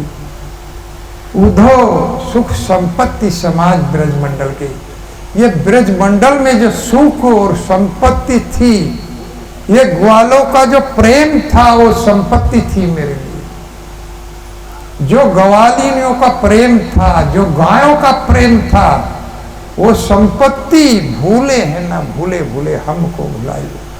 मैं अपने आप को भुला देता हूं लेकिन उनको मैं नहीं भूल सकता। वो गोपियों के साथ मेरा रहना, माखन खाना, वो चीज में वो कभी भूल नहीं सकता। और मोर के पखोनी को मुकुट छबिलो छोड़ी, किरीट मणि मंडिती धराई करी है कहा। वो जो मोर का मुकुट था इतना प्यारा था, और ये सोने चांदी हीरे जवाहरात का यहाँ पर मुकुट मेरे सर पर लगता, ये मुझे बिल्कुल अच्छा नहीं लगता। वो मोर का जो मुकुट था कितना सुंदर मुकुट था। और यहाँ मैं द्वारकाधीश बना गया और गोपियों को बिहे में छोड़ करके मैं आ गया। हरि सुर वृंद की भलाई करिए। गोपियां उधर तड़प रही है मेरे प्रेम में उनको छोड़ करके, और यहां मेरी जय जयकार हो रही है, द्वारकाधीश की जय, द्वारकाधीश की जय। ये मुझे बिल्कुल अच्छा नहीं। गोपियों के साथ रहना, ग्वालों के साथ रहना, गायों के साथ रहना, वो बांसुरी बजाना, वो जो माखन चुराना, ये जो लीलाएं थी वो सब मुझे याद आ रहा है। और प्यारो नाम गोविंद गोपाल के बिहाई आई, ठाकुर त्रिलोक के कहाई करी है का। यहां मुझे त्रिलोकी का ठाकुर कह करके, समस्त ब्रह्मांड का अधिनायक कह करके बुलाया जा रहा है, पुकारा जा रहा है, जय जयकार हो रही है। लेकिन जो गोकुल में मुझे गोपाल, गोविंद और माखन चोर कह करके पुकारा जाता था, वो नाम मुझे बहुत प्रिय है। गोपियों के चीर चोर मुझे कहा जाता था, गोपियों का वस्त्र हर करने वाला, वो नाम मुझे याद आ रहा है। ये ठाकुर त्रिलोकी का या द्वारकाधीश कहलाना मुझे बिल्कुल अच्छा नहीं। ये है भगवान की लीला। आजकल कोई छोड़ेगा कि मोर का मुकुट उसे थोड़ा सा थोड़ा दिखा दे, फेंक देगा। मोर के मुकुट को, धन को, सोना चांदी कहीं से मिल जाए तो बहुत प्रसन्न होते हैं हम लोग। अरे ये भगवान की लीलाएं चिंतामणि है। त्रिभुवन वैभव हेत में भी कुंठा, स्मृति जितात्व सुरादि भीर मृज्ञा, न चलती भगवत पादार बिंदा, लव निवेशा अर्ध अपि यैसे वैष्णव आग्रे। अग्रणी वैष्णव, जो श्रेष्ठ वैष्णव है, जो भगवान का श्रेष्ठ भक्त, उसकी पहचान नवयोगेंद्र बता। त्रिभुवन वैभव है, तो त्रिभुवन के वैभव ऐश्वर्य, तीनों लोकों के ऐश्वर्य दे दिए जाए, एक तरफ रख दिया जाए, और एक तरफ कृष्ण की स्मृति, कृष्ण का चिन्ह। तो भक्त जो है, कहा जाए भक्त से कि कौन सी चीज लोगे, तो उनको ठुकरा दो।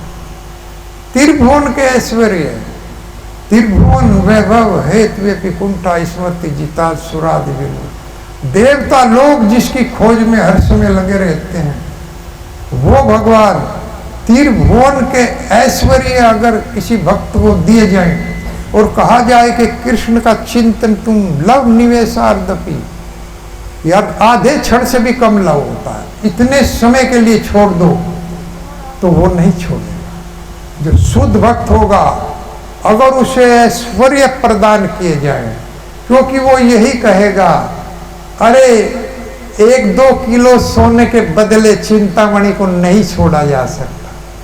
कौन मूर्ख है जो चिंतामणि हो और 1-2 किलो सोना उसे दे और चिंतामणि को छोड़ देगा, या पारस पत्थर को छोड़ देगा?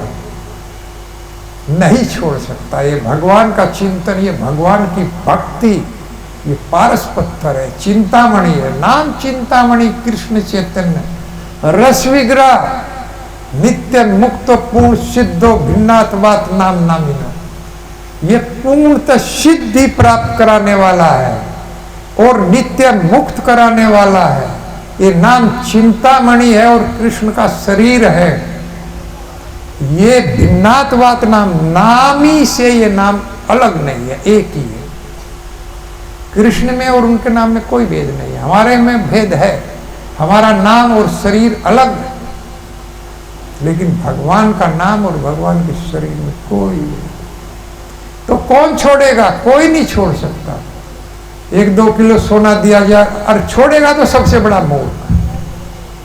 त्रिभुवन के ऐश्वर्य भी ठुकरा देता। एक बार एक व्यापारी भगवान राम के चरणों में हनुमान जी बैठे हुए थे, तो वो सोने का जवाहरी था, बहुत कीमती आभूषण बना करके ला, हीरो का हार, और सोचा कि भगवान बहुत प्रसन्न हो जाएंगे।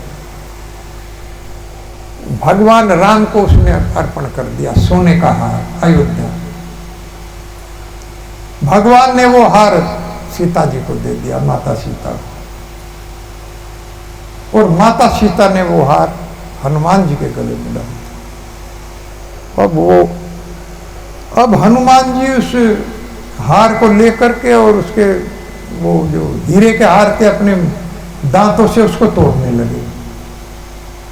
और वो जोहरी था बड़ा क्रोधित हुआ, अपने मन में सोचने लगा, अरे किस मूर्ख बंदर को ये क्या जाने हीरे की कीमत, मैं भगवान के लिए लाया था, इस बंदर को दे दिया। अब वो इसको तोड़ रहा है, तो उससे रुका नहीं गया।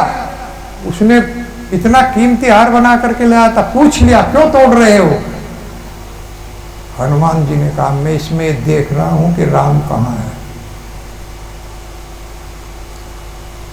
इसके अंदर मैं राम को ढूंढ रहा हूं, लेकिन मुझे राम दिखाई नहीं दे रहा है, क्योंकि हर वस्तु में राम को देखता हूं।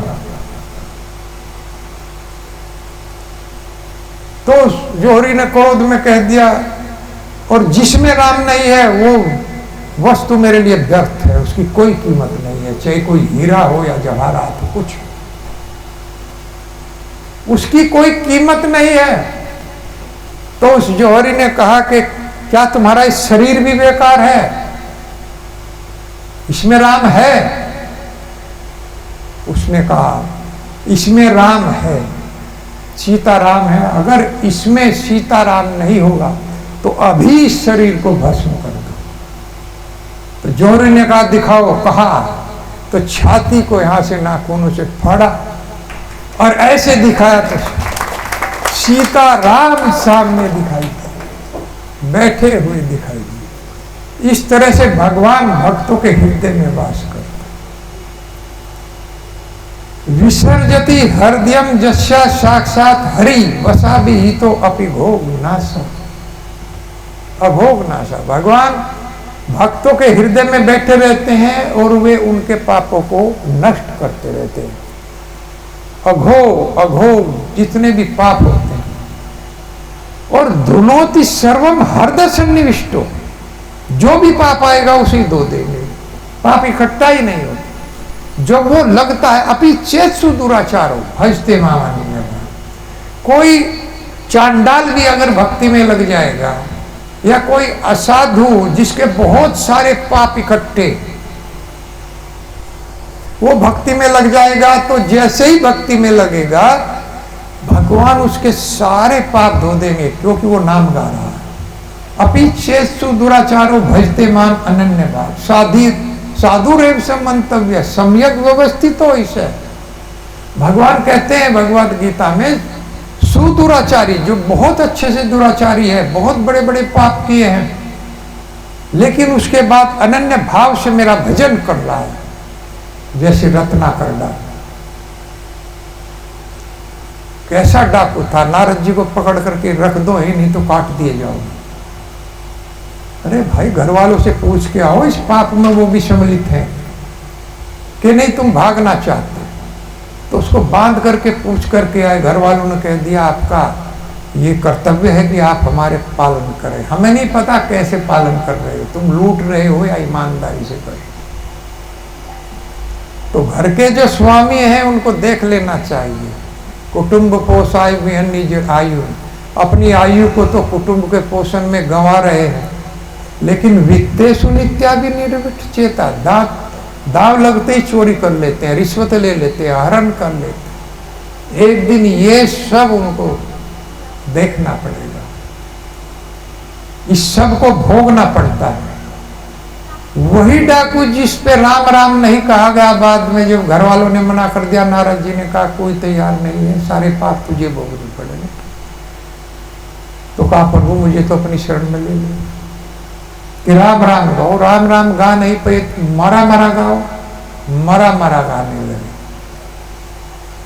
उल्टा नाम जपत जग जाना, उल्टा नाम जपत जग जाना, वाल्मीकि भरि ब्रह्म समाना, वाल्मीकि भरि ब्रह्म समाना, कहूँ उमा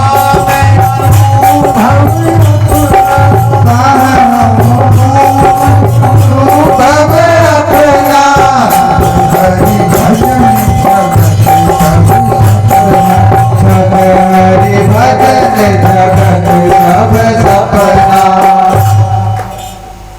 उल्टा नाम जप करके वाल्मीकि जी ब्रह्म के समान हो गए।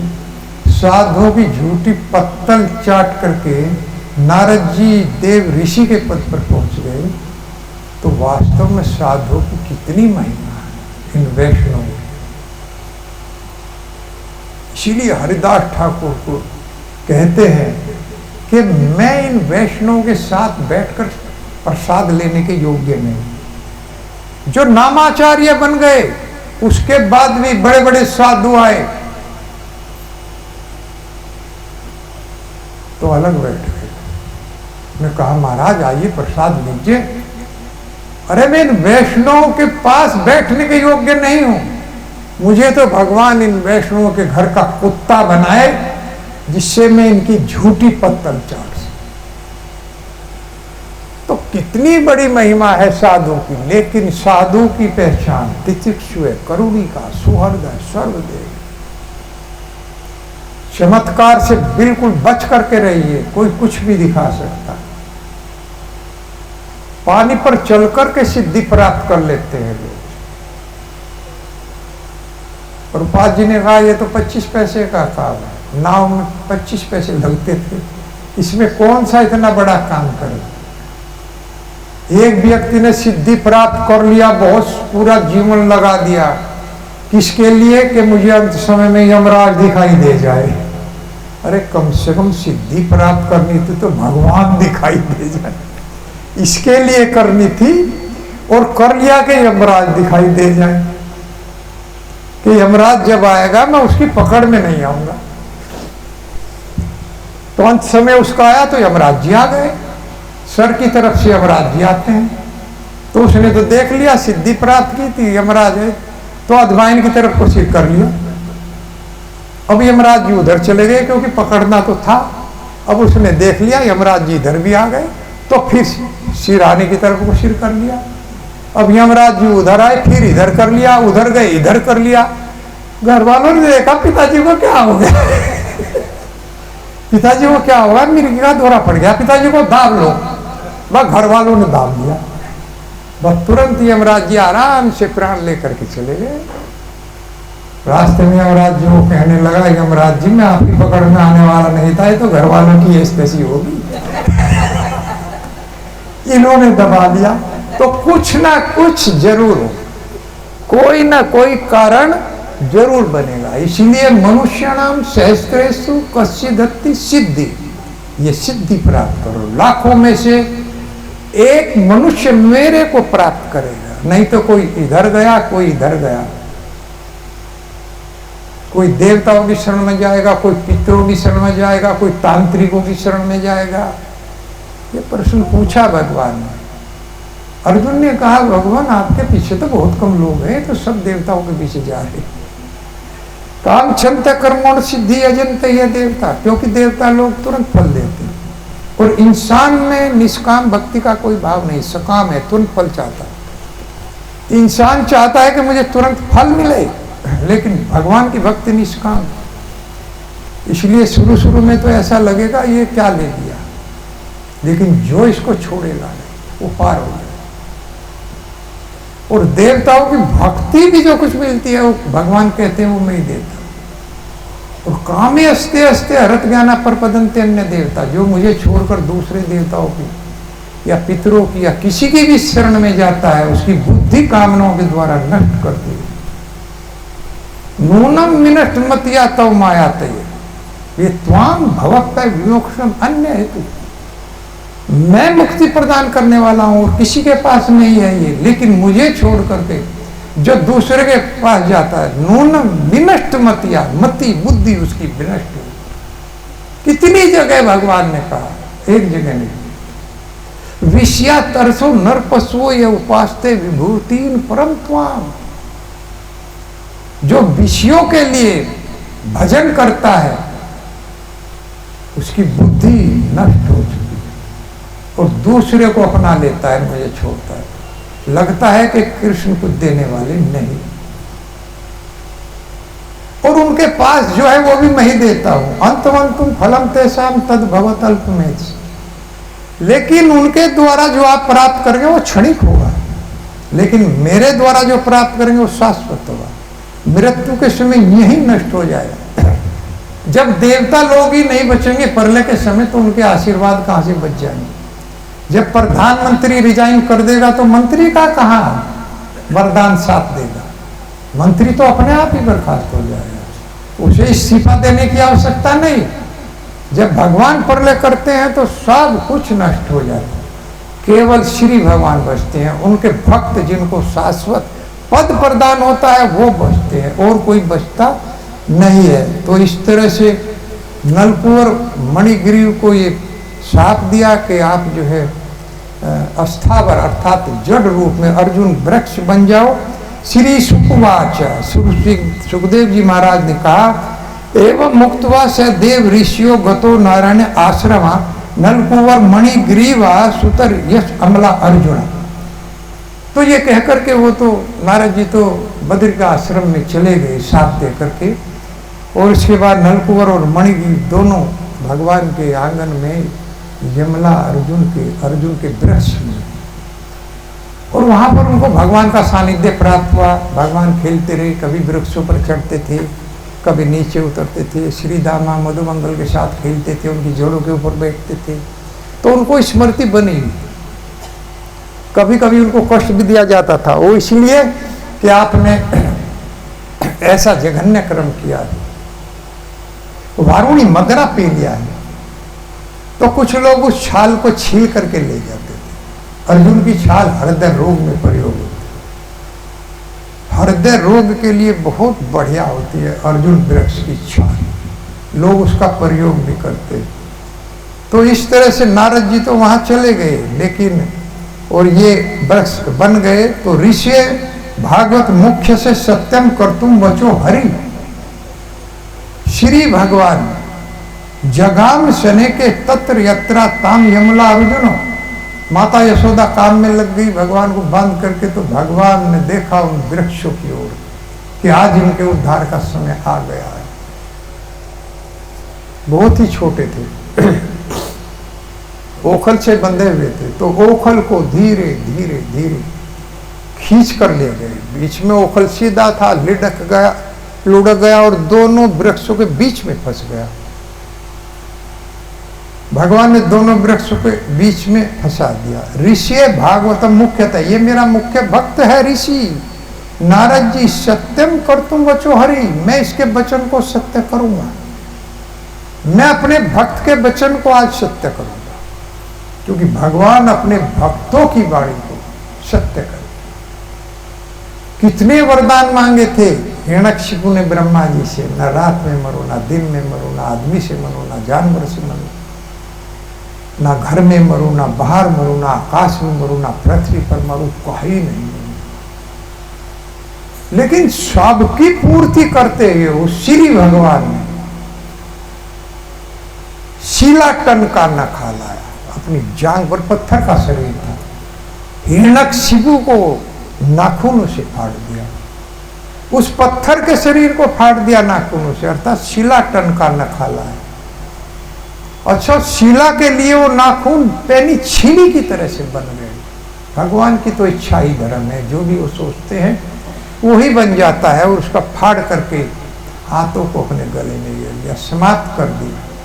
सत्यम विधातुम निज भृत्य भाषितम व्याप्तुम च भूतेषु अखिलेषु चात्मना। जो भगवान समस्त जीवों के हृदय में वास करते हैं, पूरे ब्रह्मांड में वास करते हैं, कण कण में वास करते हैं, वही भगवान अपने भक्त की बात को रखने के लिए नरसिंह रूप में प्रकट हो गए। बोलिए भगवान नरसिंह देव की जय। वहां पर प्रकट हो गए अपने भक्त की बात को रखने के। नारद जी की बात को रखा, ब्रह्मा जी की बात को रखा और प्रहलाद की बात को रखा। प्रहलाद से पूछा था, क्या इस खंबे में भी तुम्हारा भगवान है?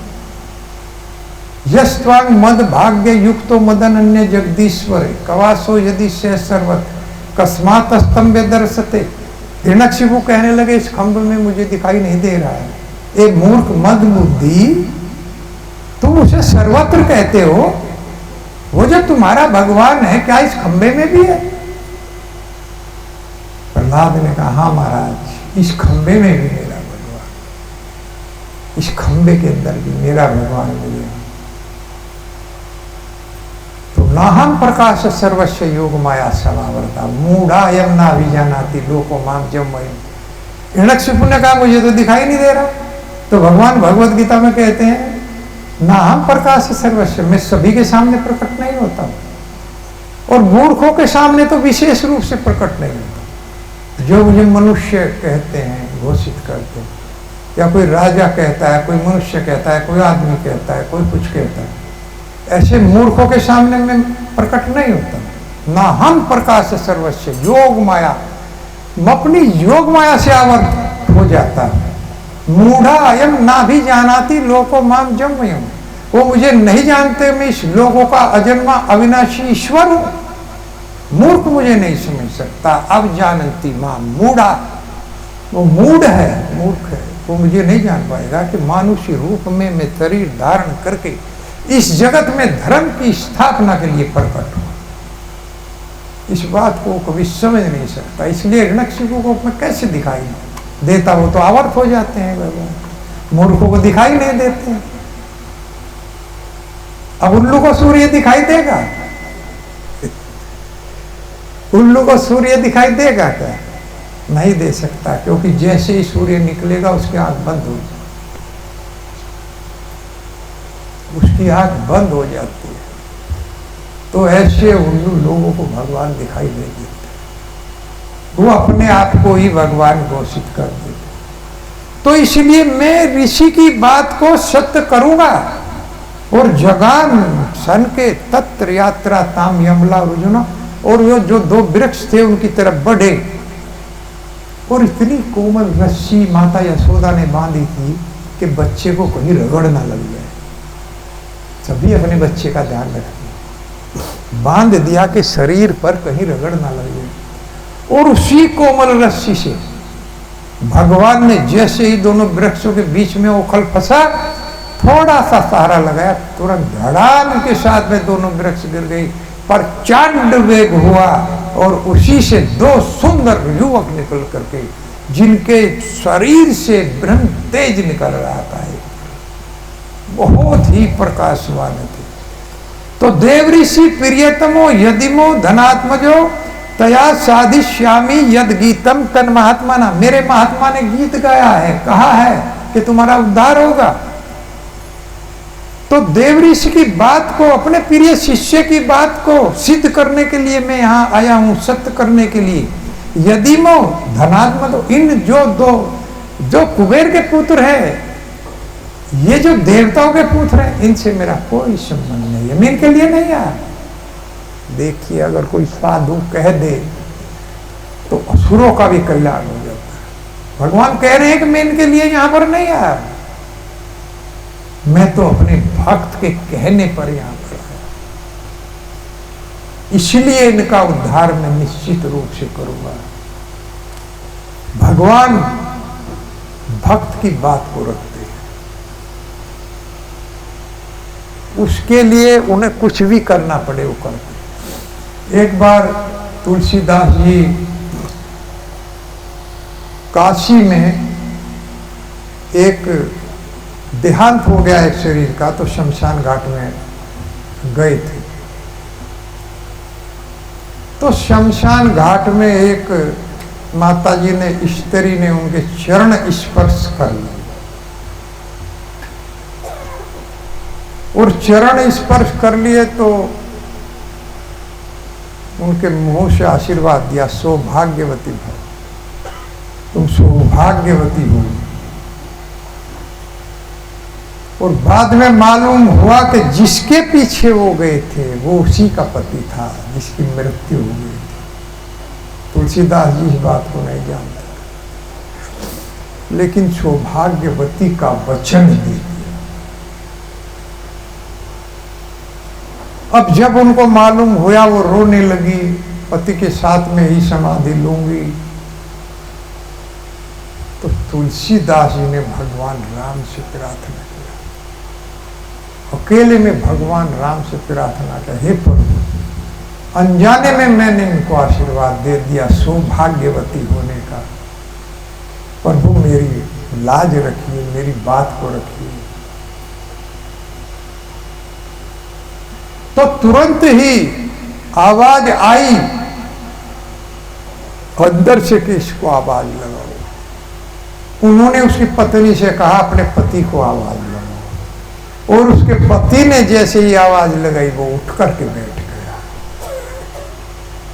उठ करके बैठ गया। जब जलाने वाले थे, अंतिम संस्कार होने वाला था, इस तरह से भगवान ने भक्तों की बात को जैसे ही सौभाग्यवती होने का वचन दिया तैसे ही उठ करके बैठ गया। तो इस जगत में बहुत बड़ी बड़ी विपत्तियां हैं, कष्ट हैं। कभी पत्नी चली जाती है, कभी पति चला जाता है, कभी और साथी चले जाते हैं। वृद्धावस्था में बहुत बड़ा दुख हो जाता है। जब आप वृद्धावस्था में आते हैं, चारपाई से उठ नहीं पाते, और रोग और वियोग, रोग के साथ साथ वियोग भी आ जाता है। वियोग का अर्थ है बिछड़ना। आप बैठे हैं बूढ़े हुए और आपके सामने आपके परिवार के सदस्य जा रहे हैं, तो ये एक वियोग है, बहुत बड़ा दुख हो जाता है। इस जगत में बहुत बड़े दुख हैं कि क्यों ना इस जगत से छुटकारा। अब की बार तो जैसे प्रभुपाद जी ने कहा, भाई हम तो मरेंगे लेकिन जीने के लिए मरेंगे, लेकिन आप जो मरोगे बार बार मरने के लिए मरेंगे। क्यों ना हम सब ये प्रतिज्ञा करें तो हम तो एक ही बार मरने। अब की बार तो जो दुख सहन कर ही रहे हैं, आगे से हम ऐसा काम करेंगे कि भगवान हमें इस दुख में, जगत में प्रवेश ना दे।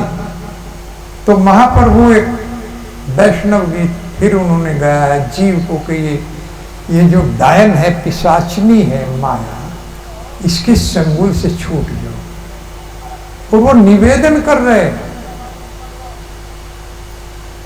जगा रहे हैं लोगों को कि तुम अब की बार हरि नाम गा लो, इस नाम को ले लो अपने गुरु से। मैं तुम्हारे कल्याण के लिए ही अवतार लिया। ये राधा और कृष्ण रोज गाते हैं, दो मिल करके आए हैं गौर हरि, कीर्तन धर्म प्रचारी, राधे श्याम। ये कीर्तन धर्म प्रचारी हैं और राधा कृष्ण दोनों मिलकर के दो आ गए हैं उद्धार करने के लिए, हम सबका माया से छुड़ाने के लिए।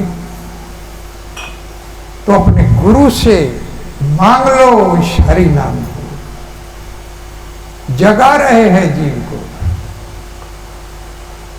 जीव जागो, जीव जागो, गोरा चंद बोले। जीव जागो, जीव जागो, गोरा चांद बोले। जीव जागो, जीव जागो, गोरा चंद बोले। जीव जागो, जीव जागो, गोरा चांद बोले। निद्रा जागो माया, निद्रा जागो माया, चीर खोले। जीव जागो, जीव जागो, गोरा चांद बोले। जीव जागो, जीव जागो, गोरा चांद बोले।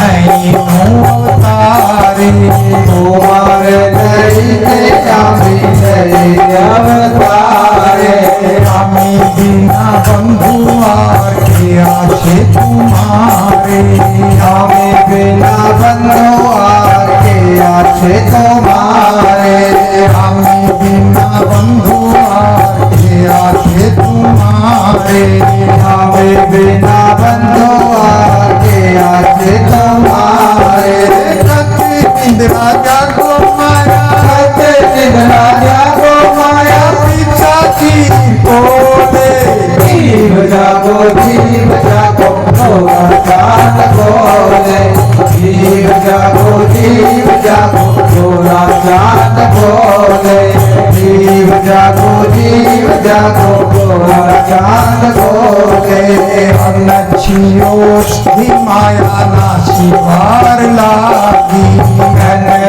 ओसी माया नासी वार लागे नचियो धी माया नासी वार लागी ओसी माया नासी वार लागे हरि नाम महामंत्र ले लो तुम्ही मांगी हरि नाम महामंत्र ले लो मांगे कति निंद्रा जागो माया कते निद्रा जागो माया कति निंद्रा जागो माया कते निद्रा जागो माया पिशाची बोले जीव जागो थोड़ा चांद बोले जीव जागो थोड़ा चांद बोले जीव जागो थोड़ा चांद बोले भक्ति विनोद प्रभु चरण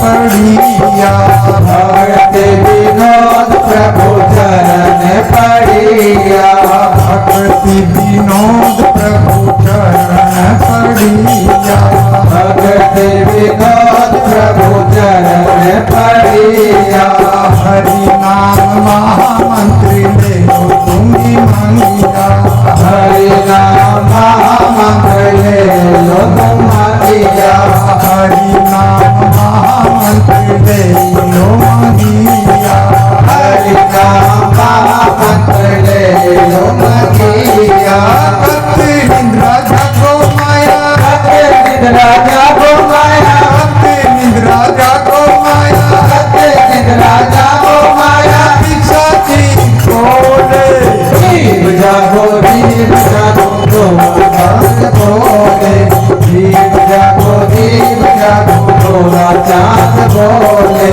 जीव जागो थोड़ा चांद बोले जीव जागो थोड़ा चांद बोले हरे कृष्णा हरे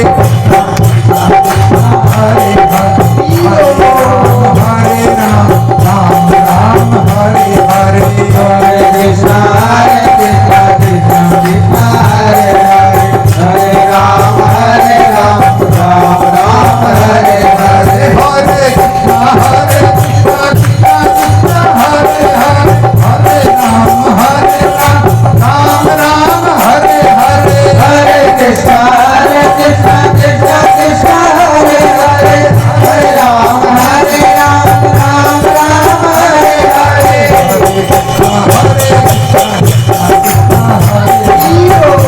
राम राम हरे हरे हरे कृष्णा कृष्णा कृष्णा हरे हरे हरे राम राम राम हरे हरे हरि बोल हरि बोल हरि बोल हरि बोल हरि बोल हरि बोल हरि बोल हरि बोल हरि बोल हरि बोल हरि बोल हरि बोल हरि बोल हरि बोल प्रभुपाद प्रभुपाद प्रभुपाद प्रभुपाद प्रभुपाद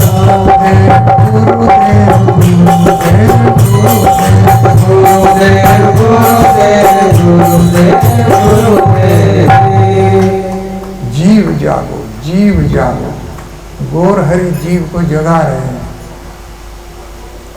नदिया के आसपास सारे जगत में, नगर नगर गांव गांव में इस नाम को गुंजा करके कि मेरा ये नाम नगर नगर गांव गांव में गूंजना चाहिए।